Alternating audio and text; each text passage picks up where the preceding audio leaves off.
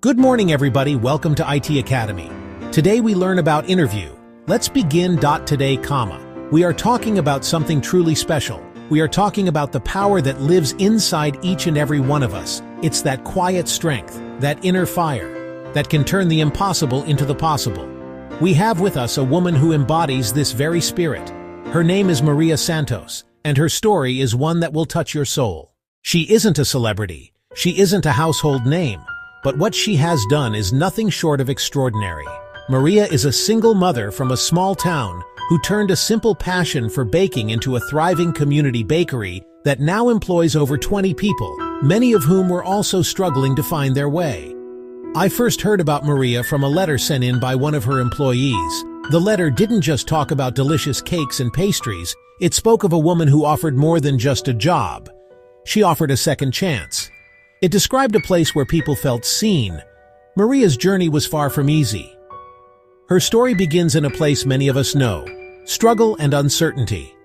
After losing her job at a factory that had shut down, she found herself unemployed. A single mother with a young daughter, mounting bills, a future that looked bleak and frightening.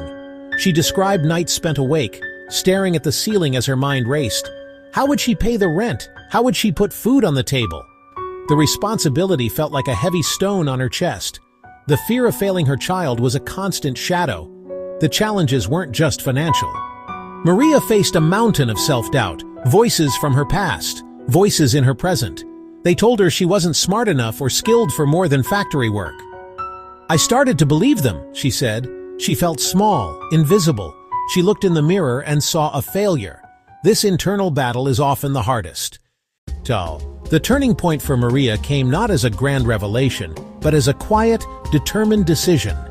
She looked at her daughter, sleeping peacefully one night, and knew she could not let fear be the legacy she passed down. That very night, she decided to fight. Her strategy was born from necessity and resourcefulness. She started incredibly small, taking orders from her neighbors, taking orders from her friends. She used her tiny home kitchen, often baking late into the night after her daughter was asleep. Her first business investment was a few dollars for extra flour, a few dollars for extra sugar. She focused on one thing: making the most delicious, comforting baked goods. Quality was her only currency. Her breakthrough came from an unexpected place. A woman who had received one of her gifted loaves of bread worked at a local farmer's market. She convinced the market manager to give Maria a small, temporary stall. This was her chance.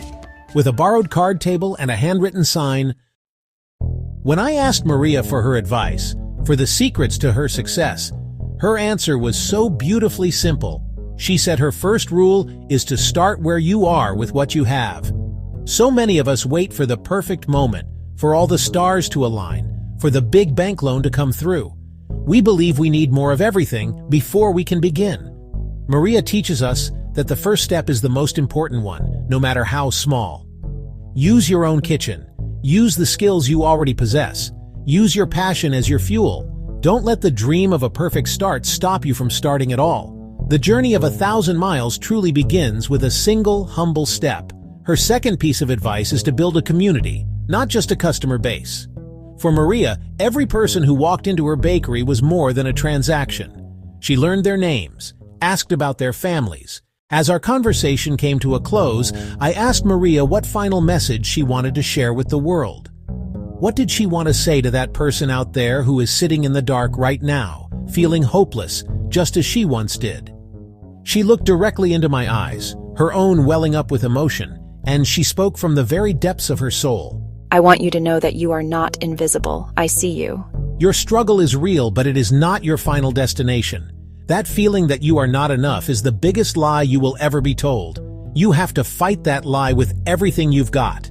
She continued, emphasizing that your past does not have to write your future. Where you come from, the mistakes you've made, the people who have doubted you, none of that defines who you are today, she insisted. What defines you is the next choice you make, the choice to try one more time, the choice to be a little bit kinder to yourself, the choice to believe, even just for a second, that something better is possible for you. Her words are a powerful reminder that our power lies not in our circumstances, but in our response to them. And that right there is the truth. Thanks for joining today. Tomorrow we learn about customer relationship. See you tomorrow. Bye-bye.